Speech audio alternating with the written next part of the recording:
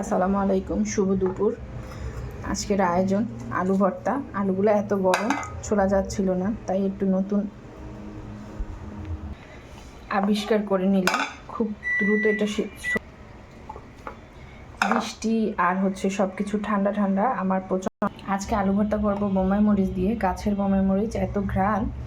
আমার বোম্বাই মরিচ দিয়ে আলু ভর্তা খেতে খুবই ভালো লাগে। যাদের গরম গরম আলু ছোলা লাগে তারা কিন্তু এই টেকনিকটা ফলো করতে পারেন।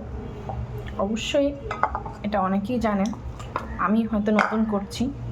বাহিরে প্রচুর বৃষ্টি হচ্ছে, আর এই বৃষ্টিতে আরিফিন সবসময় খিচুড়ি খেতে চায়। সাথে আছে আমের আচার। এত ঘ্রাণ ভাই, বোঝাবো কী করে।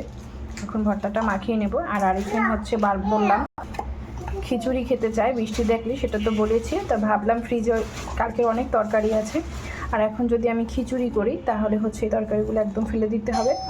আর তার থেকে বড় কথা দুধ তেল দিয়ে দিলাম, আর রাত্রে ওকে খিচুড়ি করে দিব ইনশাল্লাহ। আর বাজার করেছি, যেহেতু মাছ টাছ কাটতে হয়েছে, আমি তো মাছ বাজার থেকে কেটে নিয়ে আসি না। আর বুয়া সাথে থাকে, বাট আমি কাটি, ও পরিষ্কার করে আর কি সব কিছু। এই তো আর কি। এইটা হচ্ছে সকালের আলু ভাজি। এই আছে 2 পিস মাছ।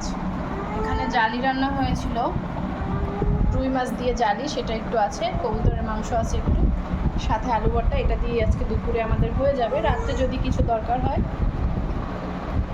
রাত্রে করে নেব, আলহামদুলিল্লাহ।